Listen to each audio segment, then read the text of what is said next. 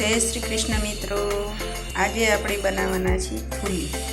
તો આ મેં જો ઘઉંના ફાડા લીધા છે, આ મેં ઘંટીએ દળાવી છે। બહુ આમ એકદમ ઝીણું નહીં અને મોટું પણ નહીં, એવી રીતે આ ઘઉંના ઝીણા ઝીણા ટુકડા થઈ જાય એ રીતનું આપણે દળાવવાનું છે। હવે આપણે આની થૂલી બનાવીશું। આપણે એક વાટકીની થૂલી બનાવવાની છે, એટલે મેં આ તપેલીમાં 2 ગ્લાસ જેટલું પાણી ગરમ કરવા મૂક્યું છે। હવે આપણે એમાં સ્વાદ અનુસાર મીઠું ઉમેરીશું।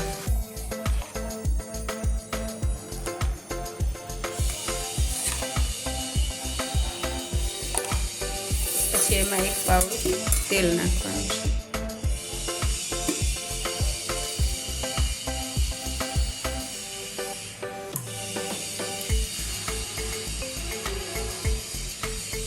હવે આને આપણે બરાબર ઉકળવા દઈશું।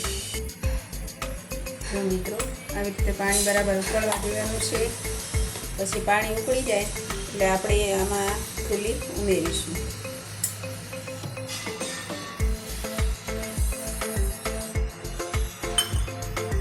એટલે ઉમેરી જાય પછી આપણે એને હલાવી લઈશું। હલાવી અને પછી થોડી ધીમા તાપે ચડવા દઈશું, એટલે આપણી થૂલી બરાબર બફાઈ જાય એકદમ સરસ। થૂલી આપણી બરાબર ચડી રહી છે એકદમ, અને હજી થોડીક વાર આપણે ચડવા દઈશું,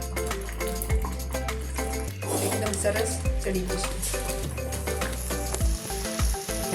જો મિત્રો, આ થૂલી આપણી તૈયાર થઈ ગઈ છે। હવે આપણે એને સર્વિંગ બાઉલમાં લઈશું। એકદમ ઢીલી અને મસ્ત બની છે।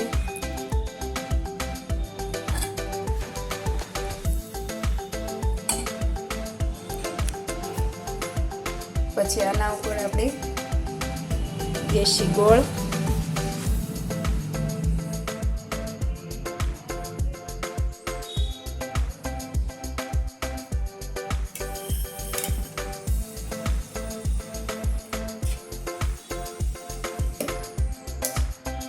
દેશી ગોળ અને ઘી ઉમેરીને ખાવાથી એકદમ સરસ લાગે છે ખાવામાં।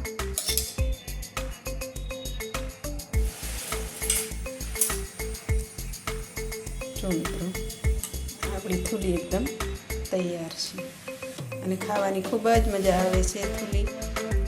તો તમે જરૂર ઘરે બનાવજો અને ખાજો। ગોળ અને ઘી નાખવાથી એકદમ શીરા જેવો ટેસ્ટ આવે છે અને ખૂબ જ મજા આવે છે ખાવાની, અને નાના બાળકોને પણ ખૂબ જ ભાવે છે।